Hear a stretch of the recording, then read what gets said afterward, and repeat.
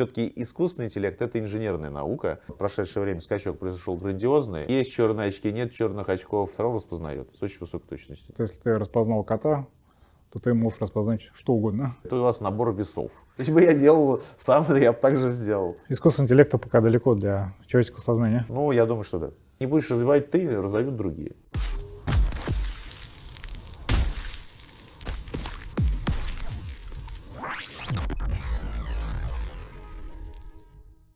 Добрый день, дамы и господа, и рад приветствовать вас сегодня на нашем канале Надмитов Лайф. Меня зовут Александр Надмитов, и сегодня я рад приветствовать нашего гостя Евгения Владимировича Бурнаева, одного из ведущих российских специалистов в области искусственного интеллекта, директора Центра искусственного интеллекта Сколтеха и ведущего научного сотрудника Института АЭРИ. Здравствуйте. Добро пожаловать. Ставьте, пожалуйста, лайки, они нам понадобятся.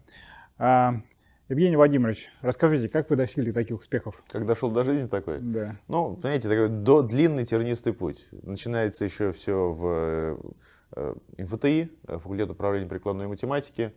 Собственно, там я понял, что действительно хочется заниматься какими-то вещами, связанными с вероятностным моделированием данных, временных рядов сигналов. И там, через какое-то время, когда я уже защитил диссертацию, одновременно примерно с этим, там она была очень теоретическая, это там всякие случайные процессы у академика Ширяева с Мехмата. Вот. А после этого я встретил коллег, кто занимался уже прикладными задачами. То есть это приложение машинного обучения, анализа данных. В то время термин искусственный интеллект еще так не звучал, как сейчас. И вот они использовали эти методы, начинали использовать для решения различных инженерных задач, оптимизация дизайна инженерных изделий. Мне даже удалось, тогда еще было разрешено поработать с оптимизацией компоновки пассажирского самолета Airbus 350. В общем, как-то вот так это развивалось. Да, интересные инженерные разработки. А не было ли соблазном идти в бизнес? Знаете, мне всегда было очень интересно, с одной стороны, решать прикладные задачи, ну, потому что они дают пищу для, так сказать, размышлений, для новых математических постановок. Все-таки искусственный интеллект — это инженерная наука, Потому по что крайней мере, на данный момент. Кота, и поэтому что угодно. это Если бы я делал другая сам, я бы так же сделал. Мне всегда хотелось Понятно. Да, этим, какой-то конечно, математики, неприятно, но это их проблема. Не будешь развивать ты, алгоритмы, разовьют математические модели тех данных, с которыми работаешь, доказательства теорем, почему там скорость сходимости быстрее или наоборот алгоритм не очень хорошо срабатывает. Соответственно, и публикационная активность. Вот это меня тоже всегда очень привлекало, поэтому вот всегда приходится совмещать. А не было ли соблазна уехать из России, как у многих ученых? Ну, понимаете, всегда, наверное, к этому подвигает то, что как бы в первую очередь занять себя нечем. У меня в этом смысле никогда проблем не было. Действительно, всегда у меня были такие серьезные индустриальные проекты и возможность работать с коллегами и молодежью, которая такая очень талантливая. И мы занимались различными фундаментальными задачами. В этом смысле каких-то таких позывов не было. Я, кстати, прочитал, вы там работали тоже на команду Формулы-1. В чем заключалась ваша задача? В чем, собственно, заключалась задача? Я, собственно, когда начинал только работать уже с приложениями серьезно после защиты своей теоретической диссертации, это вот одна из была задач, с которой я работал. Сформулируется следующим образом. Есть композитная пластина, которая с боков закрывает болид Формулы-1. Необходимо минимизировать массу при ограничении на прочность. И очень много разных комбинаций, как эти композитные слои расположить, чтобы добиться желаемого. Не очень понятно, какая из комбинаций интуитивно приведет к необходимому результату. Время расчета, если мы занимаемся мат-моделированием, такую виртуальную пластину обсчитываем, оцениваем ее прочность с помощью метода конечных элементов, он может занимать в то время сутки или что-то такое, то есть тоже очень долго. А время подготовки машины к заезду ограничено. Если делать эксперимент, то это еще дольше, еще и денег стоит. То есть эксперимент — это изготовить такой вариант композитной пластины и ее, значит, ломать. Поэтому возникает вопрос, что делать. Оказалось, что можно использовать уже накопленные данные, то есть какие-то изготовлены были пластины в предыдущие заезды, что-то попробовал инженер, Получается такая небольшая база данных, то есть некое описание композита и измеренная, ну, масса, понятно, это легко считается, и измеренные характеристики прочности. Дальше можно построить, с одной стороны, во-первых, предиктивную модель, которая для как бы новой компоновки этой пластины прогнозирует характеристики, а с другой стороны, там, используя некие другие алгоритмы, нащупать более эффективный вариант с точки зрения, что масса поменьше, прочность удовлетворяет. Дальше вот ты получил какого-то кандидата, проверил его, там, если не удовлетворяет, еще что-то, ну, провел измерение, добавил в базу данных это измерение, модель перестроил, пересчитал, получил нового кандидата и так далее. Вот это вот оказалось, что действительно может быстро сократить перебор. Как я уже сказал, инженеру затруднительно с этим работать. Больше, чем за пару параметров он не уследит, а здесь параметров, описывающих композит, там порядка десятка. И вот оказалось, что, используя такую методику, можно довольно быстро получить улучшение, там массу на 10% сократили. Это очень существенно для таких задач. Интересно. То есть Формула-1 практически как технология в космосе? Ну, на самом деле, это вот такого типа истории, там, Формула-1, построение самолета, это спорт больших достижений в неком смысле, потому что там оптимизация идет уже на какие-то вот небольшие доли процентов, что называется, но при этом вот эти, как говорится, доли процентов, они и проценты, они могут привести к совершенно существенным изменениям в и бизнес-показателях, и в качестве самого изделия, поэтому это очень сложно этих процентов и долей процентов достичь. Это то, где как раз машинное обучение уже в то время начинало помогать существенно. Да, на основе больших данных, я так понимаю. Ну, данные там не всегда были большие, часто не очень большие. Там основная задача в том, что у вас есть, ну, мы говорим о физических объектах, значит, есть какая-то физическая модель, которая этот объект описывает. И возникает вопрос, физическая модель долго считает, есть еще экспериментальные данные, они не совсем точны. Как все это объединить? И с помощью машинного обучения, ну, как бы спрогнозировать, а какой дизайн изделия будет более эффективным на следующем шаге вот этого процесса, ну и повторить, собственно, измерения, ну и так далее. Я рад слышать, что наша инженерная школа продолжает вести работу на самом высоком уровне. А у вас есть какая-то специализация в области искусственного интеллекта? Ну, конечно, есть. То есть, смотрите, есть классы задач и фундаментальные, прикладные, с которыми я вот как вот специалист именно работаю больше всего. Если говорить про фундаментальные задачи, это задачи моделирования многообразия. Ну, терминология, может, такая сложная, и генеративные модели. Фактически о чем идет речь? Ну, вот данные, допустим, картинки котиков, все любят котиков, они содержат много избыточности. В том смысле, что, ну, вот вы представьте себе котика, и там есть пиксели. Картинка же она из пикселей состоит. Цвет у многих пикселей одинаковый, ну, потому что там шерсть котика, она примерно одноцветная. Значит, получается, что если представить картинку как набор чисел, то там будет очень много примерно одинаковых чисел, правильно?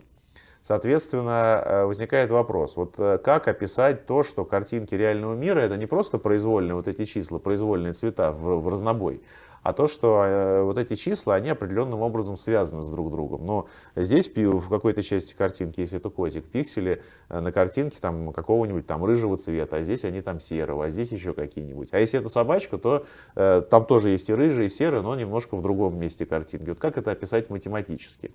Для этого как раз используются модели многообразия, генеративные модели. Слышали о Кандинском, я думаю, от Сбера, шедевром от Яндекса. Это такие генеративные модели, которые могут генерировать красивые картинки. Ну, понятно, что приложения там немного другие, но вот математическая теория, которая стоит за вот этим, вот это одна из тех вещей, которыми я занимаюсь.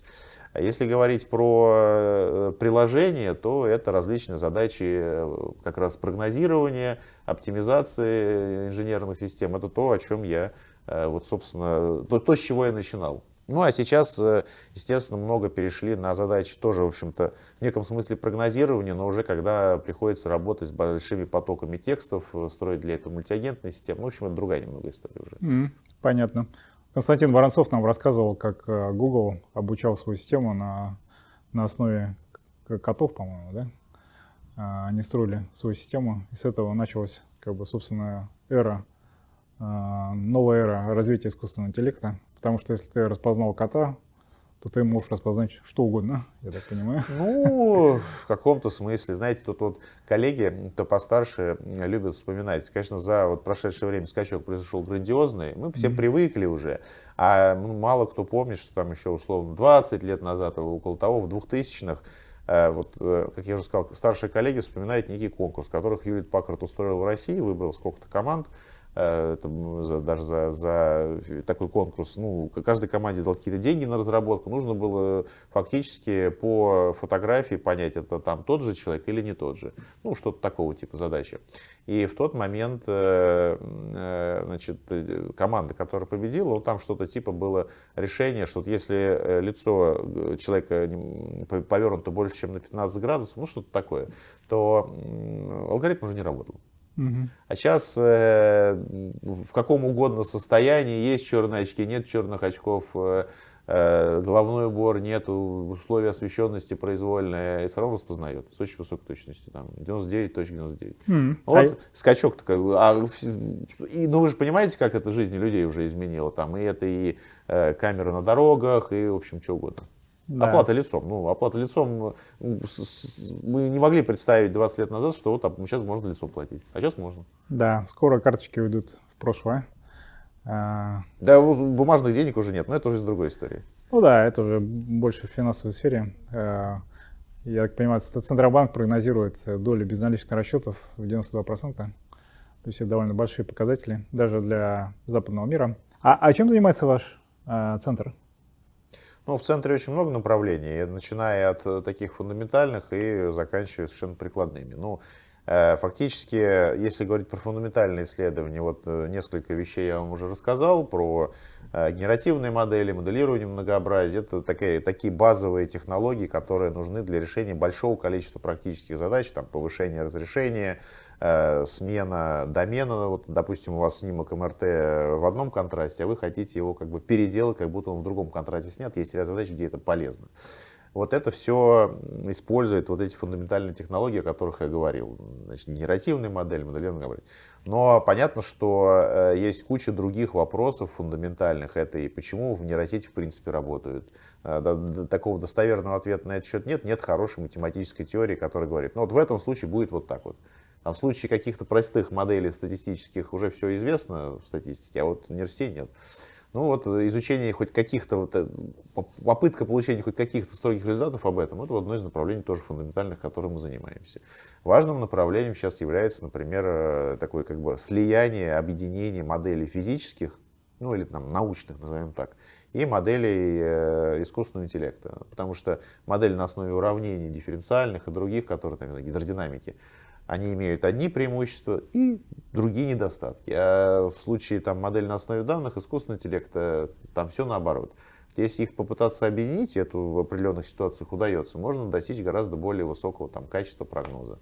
Там, из недавних сообщений крупные компании, там, типа Microsoft, Huawei, прогноз погоды, они уже могут рассчитывать с помощью искусственного интеллекта там, в некоторых ситуациях даже гораздо точнее, чем вот, классические методы.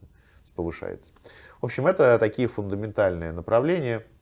Естественно, применяя вот эти фундаментальные, в том числе наработки, есть много различных уже более прикладных историй. Это и обработка данных дистанционного зондирования, ну, это и аэрофотосъемка, данные со спутников.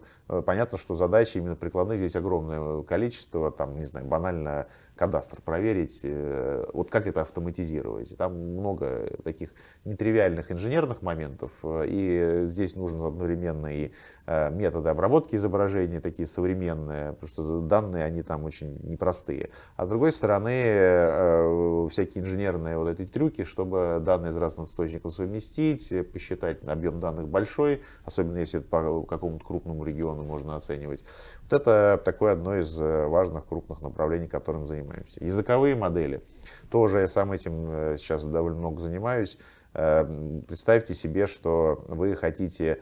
Вот какая прикладная задача стоит, такая важная сейчас? Это перед исследователями. Допустим, у нас есть документация, которая описывает какие-нибудь нормативы строительные. И там, на самом деле, куча противоречий. И дальше, чтобы как-то автоматизированно из этой документации достать требования и разбить их, там, объект, субъект и отношения между ними. Ну, там, условно, труба должна проходить не менее чем на 2 метра от стены, условно. Вот чтобы вытащить такое из текста, нужно построить некую систему мультиагентную, состоящую из агентов, которые вот эти большие языковые модели, которые между собой взаимодействуют. Одна там условно из текста достает какие-то кусочки, которые про требования, другая из этих кусочков текста как раз их разбивает объект-субъект, отношения между ними, ну и так далее. Третий проверяет, что все правильно, информация из текста была получена. Вот это такое тоже очень важное направление, которым мы занимаемся. Ну, в общем, я бы так сказал, что есть фундаментальные исследования, ну, некоторые примеры перечислил, и есть такие наиболее сейчас релевантные прикладные направления, в рамках которых мы и софт разрабатываем, какие-то прототипы, которые бизнесу стараемся внедрить, и, в общем, есть на этот счет результаты. Вот так. Ясно.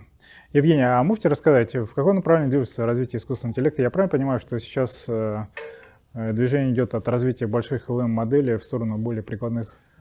Ну, я бы не сказал. Там, на самом деле, очень много направлений, поднаправлений. С одной стороны, конечно, для бизнеса очень важно, что вычислительные мощности, которые требуются просто для инференса, ну, подсчета прогноза вот такой языковой моделью, они, тем не менее, все еще значительны. У вас на смартфоне языковой модели пока еще нету.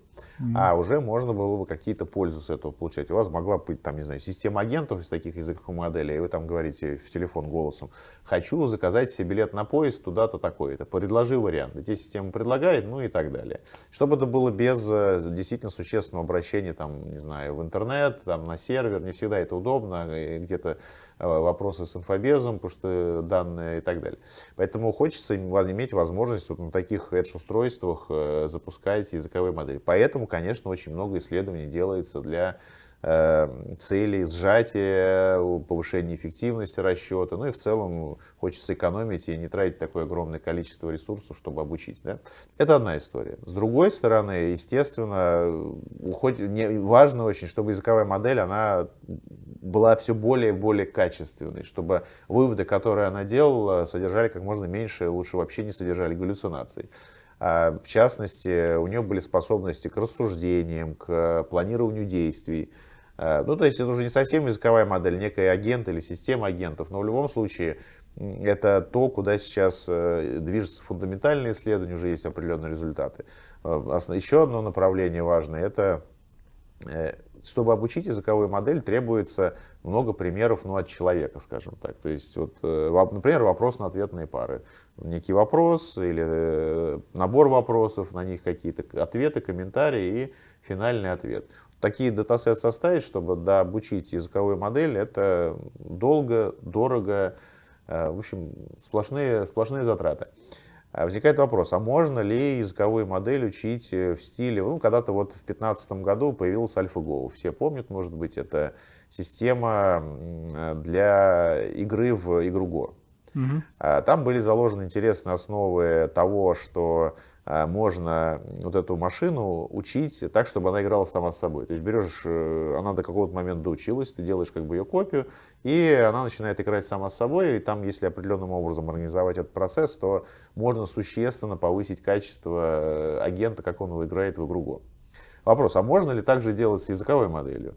То есть, чтобы вот эти вопросно-ответные пары, грубо говоря, языковая модель генерировала как бы сама, и потом другая, та же самая языковая модель, по сути, ее копия, она на этих вопросно-ответных парах дообучалась. Как сделать так, чтобы вот это все обучение не выродилось? Потому что если вопросно-ответные пары, они, ну, бред, то и она будет обучаться, тоже на них ничего хорошего не получится.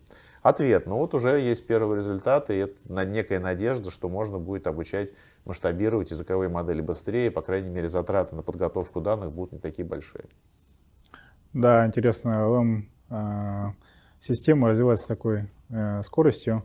Недавно довольно большой шум произвела новая модель искусственного интеллекта от компании DeepSeek.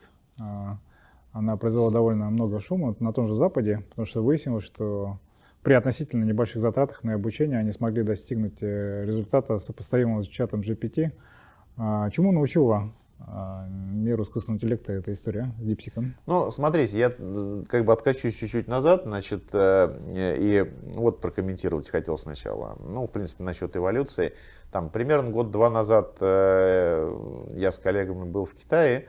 Мы там общались с рядом исследовательских центров лабораторий, и в том числе коллеги сказали китайские такие две вещи. Ну, вот мы разные вещи обсуждали, как они развивают и так далее.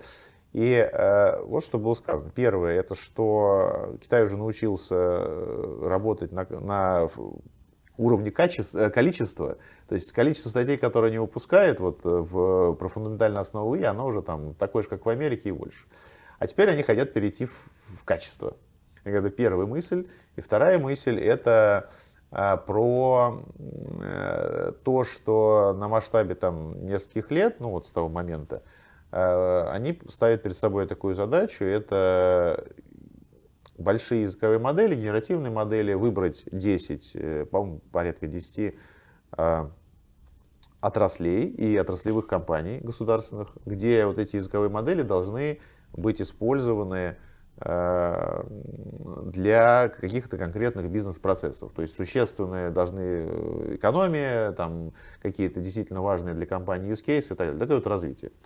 И что мы видим, через какое-то время, вот сейчас появился DeepSeek, то есть в моем понимании это какой-то такой качественный скачок. Почему? Потому что, с одной стороны, конечно, они очень сильно переиспользовали те самые лучшие вещи, которые уже в литературе есть. Собрали команду талантливых инженеров, которые, я уверен, многие из них имели опыт работы и на Западе, и в каких-то крупных западных компаниях. Собрав эту команду талантливых инженеров, они, естественно, стартовали. Они были не первопроходцами. То есть они примерно понимали, куда уже идти, чтобы модель быстро обучить. Это как бы одна история. Но при этом они качества достигли высокого и достаточно быстро не только за счет того, вот этого знания, опыта своего, но еще за счет того, что там есть некоторые новинки были в обучении DeepSeek, там, в том числе работа до обучения модели на данных, ну, скажем так, искусственно сгенерированных. Вот. Как вот я вот перед этим мы обсуждали, куда движется фундаментальная наука в этой области. И вот за счет вот этих вот новшеств, за счет хорошей команды инженеров действительно удалось быстро получить вот такой качественный скачок. Ну, я, конечно, не очень верю, что там была настолько экономия, как они говорят, ну, оставим это на совести. Но я думаю, что да, действительно, там было существенно ниже все затраты, чем вот, когда ты первопроходец и что-то делаешь. Это как бы нормально. Я читал, что OpenAI заявил о том, что DeepSeek, команда DeepSeek, она тренировала свою модель на основе чата GPT. Использовал. Ну, так это ничему не противоречит. Собственно, это как раз то, о чем я вам говорю. Берешь чат GPT, просишь генерировать вопрос-на-ответные пары, какие-то данные для примера, и стартуя с этого, ты быстрее просто достигнешь результата. Ну, а почему нет? Если бы я делал сам, я бы так же сделал. Совершенно нормальная история. Понятно. Ну да, этим, конечно, неприятно, но это их проблема. Ну, кстати, я читал историю за DeepSeek. На самом деле там очень серьезные ребята, там хедж-фонд там, с 2016 года, который занимался подготовкой модели, которая предсказывала поведение фондовых рынков. И у них уже были достаточно большие вычислительные мощности. То есть у них было 2 суперкомпьютера. И, видимо, на их основе это им помогло им как-то... Ну, скорее всего, там, я думаю, это совокупность факторов. Как всей истории мы не узнаем. В общем, я думаю, что у них есть и финансы, и компьютер у них в большом количестве что-нибудь докупили. Возможно, государство помогло, собрали хорошую инженерную команду, она изначально уже в каком-то виде была. Поэтому, в общем, неудивительно. Да, я читал, что на уровне слухов там всей команде DeepSeek теперь запрещено уезжать за пределы Китая. Ну, даже не могу комментировать. Может быть, да, может, нет. Да. А можете сказать, почему, вот, если посмотреть на различные сайты бенчмарков, там до сих пор на первых страницах нету российских систем искусственного интеллекта? Искренне прокомментировать не могу. Не потому, что не хочу как-то коллег там как-то сказать, что это про них отрицательное, а просто никогда даже этим вопросом не задавался. Значит, что я точно могу сказать? Нет, возможно, здесь какие-то санкционные вещи, по крайней мере, в отношении Сбера, но когда я смотрел результаты сравнения, допустим, гигачата в разрезе стандартных бенчмарков с современными моделями от OpenAI и другими, то гигачат в этом смысле был на уровне. Ну, там, в первых местах, скажем так. Поэтому вот почему это именно в официальной версии нету, не могу прокомментировать, надо спрашивать коллег. Внутренние бенчмарки, которые показываются, ну, это не то, что даже какая-то секретная информация, а на каких-то вот конференциях, которые Сбер устраивает, там в целом все нормально. Понятно. Но я слышал от разработчиков, что такую вещь, что типа российские там и модели не пускают в эти бенчмарки по каким-то причинам. Ну, вполне возможно, я допускаю, что там тоже какие-то организационные проблемы есть. Но, тем не менее, вот что касается бенчмарков моделей с использованием русского языка, там, конечно, и Яндекс, и Сбербанк, они все там присутствуют. Ну, это неудивительно, потому что, в общем, было бы странно, если бы, условно, Яндекс, который все-таки русскоязычным сегментом интернета, он его весь скачал уже давно, вот, не может там получает там хороший результат. А вот если посмотреть на DeepSeek, я так понимаю, это полностью открытая система с открытым кодом. Как вы думаете, насколько можно быть уверенным, что у нее там нет никаких там backdoors? Ну, я не совсем понимаю, что вы имеете в виду под открытым кодом. Например, там датасет, по которым они его обучали, вот какие-то такие моменты, они, конечно, полностью не раскрывают.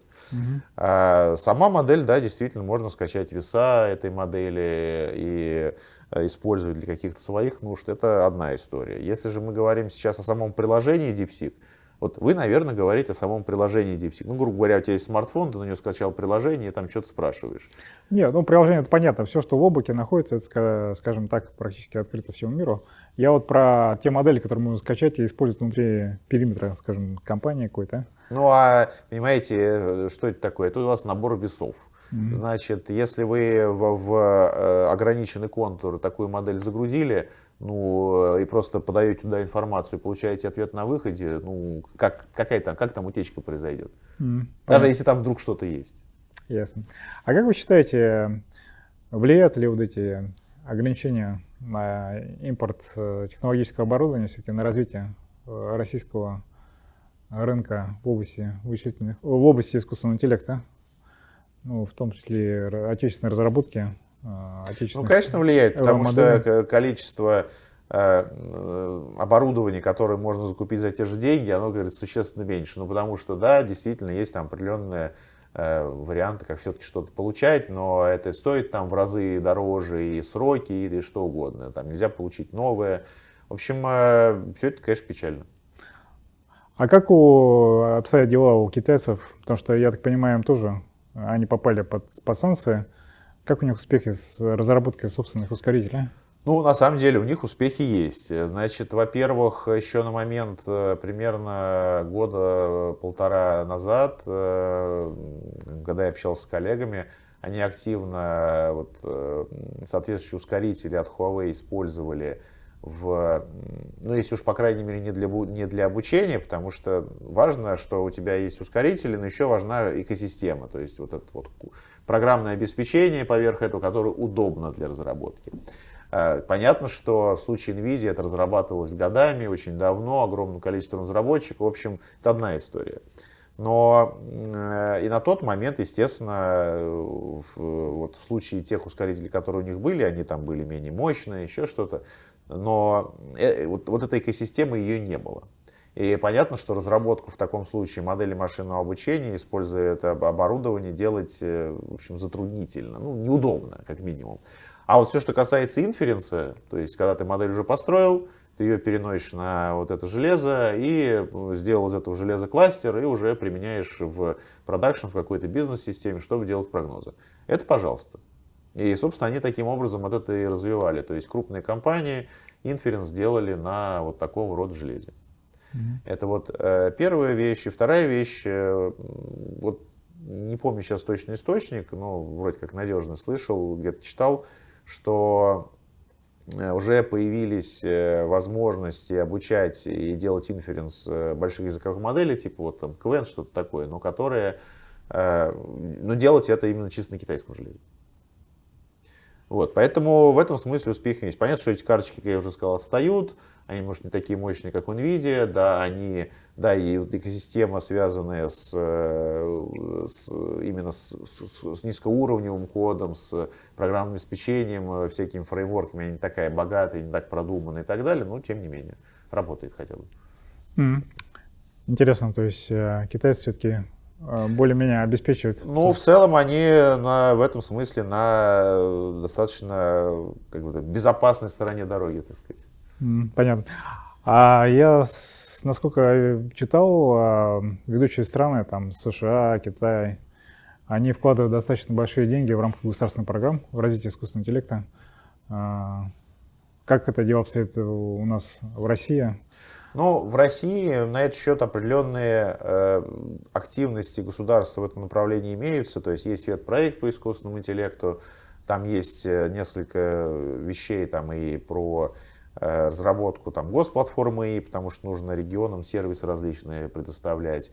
Есть определенные средства, которые аллоцированы на центры искусственного интеллекта, ряд центров, который выбран был в крупных вузах и НИИ, для того, чтобы фундаментальные разработки вести. Вот. Но, то есть в этом смысле определенная активность есть, ситуация улучшилась там, по сравнению с, не знаю, с ситуацией там, пару лет назад. То есть коллективы какие-то были организованы, количество статей улучшилось. В общем, это вот как положительная сторона вопроса. Конечно, не хватает, как мы уже обсудили, вычислительных мощностей, некоторой такой устойчивости всей этой системы, поэтому тут вот будем смотреть. Да, но мне кажется, все равно размер инвестиций, он как бы не сопоставим. Ну, это правда. Да, то есть если у нас идет, видимо, речь о миллиардах рублей, то в том же Китае это десятки миллиардов долларов. Ну, увы. Да. А как вы оцениваете риск развития общего искусственного интеллекта? То есть мы все смотрели фильмы с тем же, про тот же «Терминатор». Но, слушайте, я в этом смысле относительно оптимистичен, потому что, в общем-то, ну чего, системы, IT-системы, они тоже угрозы, знаете ли, несут. Потому что мы слышали там об ошибках, вот когда Боинг была пара катастроф, она, собственно, была допущена из-за кривой организации процесса, некоторых не очень качественных инженерных решений, чисто вот в IT-части. Поэтому в этом смысле искусственный интеллект — это такой способ автоматизации. И, конечно, там могут быть допущены определенные ошибки, если он внедрен в какие-то критические системы. Но это, опять-таки, это вопрос того, как правильным образом IT-системы, их безопасность обеспечивать. Это как бы первый комментарий. Второй комментарий, что искусственный интеллект, он в любом случае будет развиваться. Знаете, к сожалению, военные, например, они никогда не остановятся. Но они же видят некую возможность, значит, ну, будут использовать. Ну, как вы им запретите? Это невозможно. Поэтому тут важно только все-таки эти технологии самим развивать, и только тогда ты сможешь, в общем, процесс возглавить. Что касательно в целом появления общего искусственного интеллекта, о котором идет речь, там, как называется, super intelligence, еще что-то, ну, я не думаю, что на масштабе там каких-то сроков, там, не знаю, лет это будет вот в таком виде, как это в фильмах представляют. А есть какие-то оценки, как это произойдет? Ну, не знаю, там, некоторые говорят, к 2040 году, возможно, что-то появится там. Или 2050. Понимаете, тут вот, чтобы отвечать на такой вопрос, давайте сначала, важно сначала определиться, это будет бесконечный спор, что мы тогда под superintelligence понимаем. Это вот система типа тех, которые сейчас языковые модели, которые просто на любые вопросы отвечают, но там какой-то существенной логики внутри нету, по крайней мере в таком стандартном понимании. Просто статистическая система, которая ищет корреляции, так вот если совсем грубо, в огромном объеме текстов, некой информации, как-то ее искажая и так далее. Возможно, там, через какое-то время, может 10 лет, сколько-то, не знаю, за счет мультиагентных систем появится нечто более эффективное. Ну, непонятно. В общем, для меня это такого рода оценки, даже не берусь их делать, просто эти системы, они все более и более качественно смогут отвечать на какие-то вопросы, запросы, а вот то, что они там начнут людьми управлять, ну... То есть искусственный интеллект пока далеко для человеческого сознания? Ну, я думаю, что да. Евгений, а расскажите, а что вы думаете как думаете, должен регулироваться искусственный интеллект? Потому что есть две модели, условно, есть американско-китайская, где он практически не регулируется, и есть европейская, где все регулируется достаточно подробно, но пока только в отношении применения искусственного интеллекта в государственной сфере. Как вы думаете, какой подход должна использовать Россия? Ну, понимаете, если, ну, в итоге закончится тем, что в Европе это будет не развито, а в США и в Китае будет развито. В итоге у них будет преимущество. Как я уже сказал, условных там военных и так далее их не остановить. Они в любом случае, будет там это регулировать, не будет, будет это делать. Поэтому здесь просто важно не сколько регулировать, вот так вот жестко просто запрещать. Нет. Здесь важно широко открытыми глазами понимать, какие здесь риски есть, и простых граждан от этого стараться оградить. А развивать это просто необходимо, потому что не будешь развивать ты, разовьют другие. Интересно. А, кстати, у меня такой вопрос, как пользователя всех вот этих приложений. Я так понимаю, там важный параметр такой, это так называемые токены. Что это такое? Ну вот, я так понимаю, что когда ты используешь приложение, типа ChatGPT, да, там у него есть какой-то определенный набор токенов. Это своего рода такая валюта в приложениях искусственного интеллекта, да, и их набор как бы ограничен. Нет, знаете, я не совсем понимаю, о чем, что вы конкретно сейчас имеете в виду. В случае там, языковых моделей токен это скорее там, элементарный какой-то кусочек речи, скажем так, и, соответственно, у тебя, когда ты обрабатываешь большой текст, его можно разбить на какое-то количество вот этих элементарных кусочков. И просто надо как-то оценивать, сколько ты текста обработал, ну вот, соответственно, оценивают по количеству вот этих элементарных кусочков. У них сейчас у всех этих приложений есть определенные ограничения. То есть ты не можешь книгу затолкать, ну максимум там статью какую-то. Вот это другая история, это контекстное окно, грубо говоря. У тебя в память модели, вот, она не может в неком смысле, обработать она может и обработать чисто механически, но информация больше, чем из текста определенной величины, она точно не будет учтена в последующем ответе на запрос. Поэтому слишком, если ты книгу засунешь, ну, в неком смысле по мере ее обработки, прочитывания языковая модель забудет в конце, что было в начале. И поэтому не будет учитывать информацию из начала при ответе на вопрос по книге. Я, кстати, вспомнил про распознавание лиц.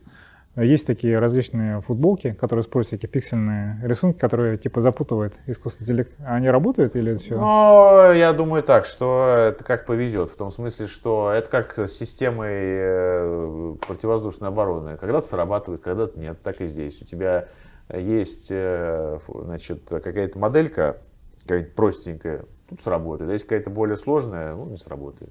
А, кстати, про вот эти всякие дроны, западные некоторые производители говорят о том, что они начали использовать технологии искусственного интеллекта, но при этом у них достаточно компактное устройство. Нет, ну почему же? На самом деле там речь не идет о таком искусственном интеллекте, что он автономный и так далее. Там в первую очередь идет речь о простейших историях, таких, когда там стоит какой-нибудь маленький компьютер, ну, типа рок-чип, условно, там, не знаю, и система просто может захватывать цель и ее вести. Самая простейшая вещь, такие алгоритмы и не раньше были, просто сейчас их делать можно быстрее, а не точнее, за счет того, что это не какой-то математический алгоритм там, на каких-то простых принципах, а это нейросеть небольшая, которая вот на таком вычислительном устройстве может работать. Вот это первое, что естественно инженеры делают, чтобы соответствующее устройство было там более эффективным, скажем так. Да, как говорится, начали с котов, а закончили. Ну, это, слушайте, вы вопросы задавали, я их просто комментирую. Понятно. Ну что ж, я надеюсь, что искусственный интеллект будет все-таки применяться в мирных целях для развития человеческой цивилизации, а не во вред ему. На этом я бы хотел завершить нашу встречу. Призываю всех ставить лайки, подписываться на наш канал. В нашем эфире был Евгений Владимирович Бурнаев, один из ведущих российских специалистов в области искусственного интеллекта. Спасибо вам. Спасибо. Да.